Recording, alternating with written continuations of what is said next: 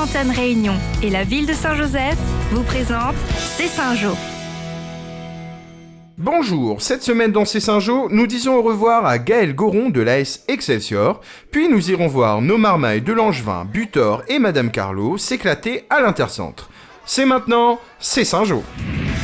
La ville de Saint-Joseph et l'AS Excelsior ont tenu à marquer le départ d'une maman dirigeante du club phare de la ville. Gaël Goron, qui est arrivé dans le milieu du foot pour faire plaisir à son fils de 5 ans, s'est laissé prendre au jeu du bénévolat. De fil en aiguille, à force d'être une pièce importante dans l'organisation logistique des matchs, elle s'est vue proposer une place dans le CA du club. Une femme dans un sport très masculin qui n'hésite pas à défendre la féminisation de la direction. Je conseille à des femmes de venir dans des clubs de foot pour justement détromper, dire que ce n'est pas un club que d'hommes. Les femmes ont leur place. Et des fois, ça calme un peu aussi les ardeurs où les joueurs, à un moment donné, peuvent être énervés et puis s'aperçoivent qu'il y a une femme, donc ça calme un peu les ardeurs aussi. Dirigeante de l'équipe réserve que nous avons rencontrée, elle a marqué notre jeunesse. Quand on rigole et tout ça, quand elle vient nous parler et tout ça, elle est pleine de joie de vivre et tout ça, donc ça va. Elle s'occupe de nous lors des matchs, elle nous soigne quand on est dehors, on est blessé, strapping et tout.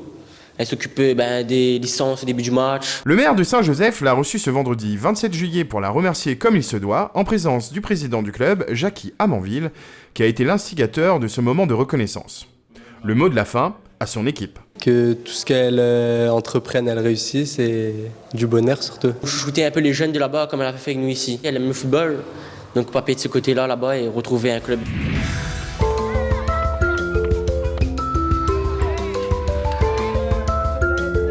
Qui dit vacances dit centre aéré, et alors que les grands se sont éclatés lors des Jeux de Saint-Jo, ce sont les petits de Langevin, Butor et Madame Carlo qui ont eu droit à leurs intercentres ce vendredi 27 juillet. Le rendez-vous était fixé au gymnase Henri Ganowski où les structures gonflables, les jeux en bois, l'atelier maquillage ou encore la pêche au canard ont ravi nos marmailles. Tout cela a eu lieu bien évidemment dans le respect de la sécurité. Willy Bigot nous en dévoile les aspects. Au niveau de la sécurité, on est à cheval aussi là-dessus. On a une réglementation à laquelle on doit s'y tenir par rapport à la DDJS.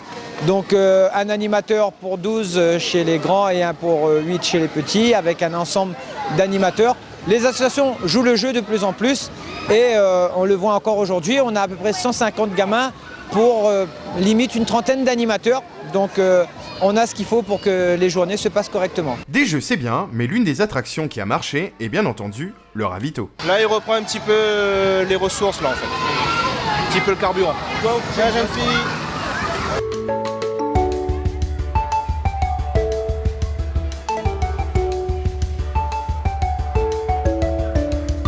Pour les parents désireux d'inscrire leurs enfants au prochain centre aéré, sachez qu'il est possible de se rapprocher de l'association Amis de Cayenne, de Carrosse Ensemble, de l'OMS, de l'AJMD ou encore de la Caisse des écoles pour les maternelles 1 à 2 mois avant les vacances.